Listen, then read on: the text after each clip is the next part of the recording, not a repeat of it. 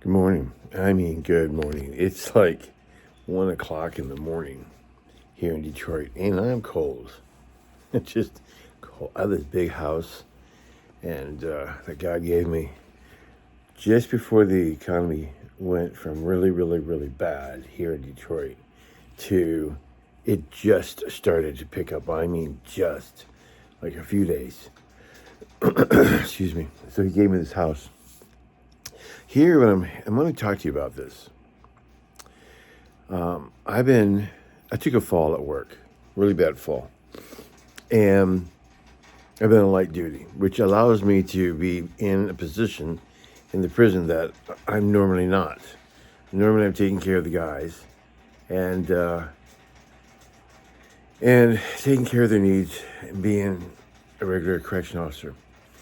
But I've been up to the front, and I've been able to see things and talk to people that I would not normally be able to talk to at all. And a couple of them struck me. They were volunteers, and they were volunteers in going in to help the guys, to encourage the guys, and things like that.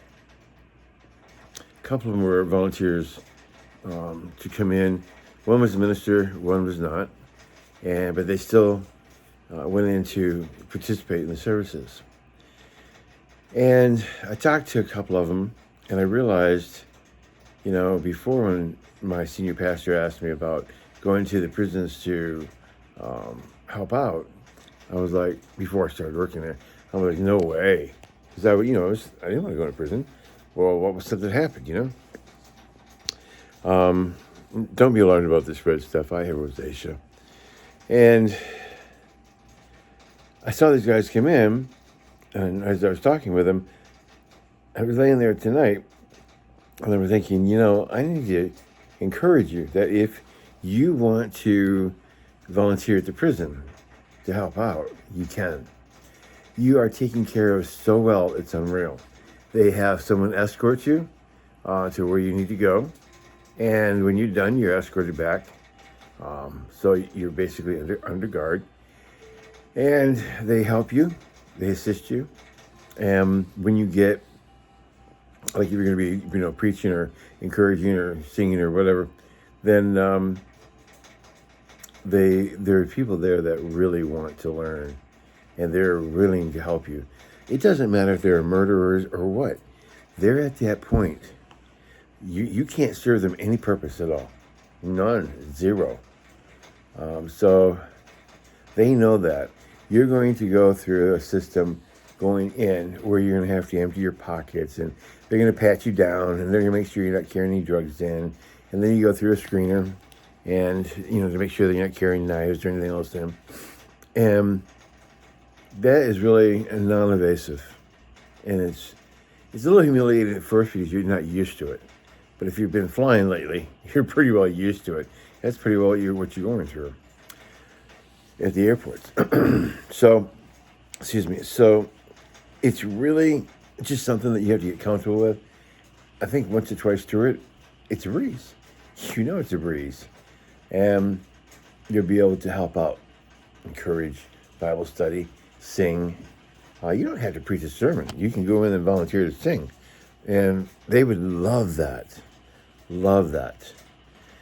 We had one guy come in. He was not a pastor at all. And he had been locked up before. And he went in there to help encourage the guys. And he did do part of the sermon. And it was very encouraging for those guys, because they knew that he was one of them, and that he had gotten out and made something of himself. So I encourage you that if you want to volunteer to help out, you should. It's really, you be taken care of with absolutely no problem.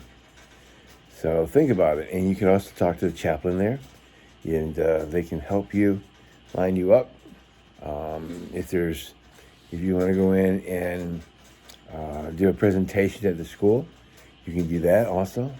And you can talk to the principal of the school there and find out what you need to do there. So you can meet with people and talk with people. You can talk to them on the phone and they'll help you out. But I'm telling you, I'm going to soon be the oldest CO there. I am telling you that you'll be fine. You will really. I'm fine. You'll be really fine. You just go in and you treat people like people. You respect them, and you'll be fine. And do as God leads you. But I encourage you. Please do. Thank you.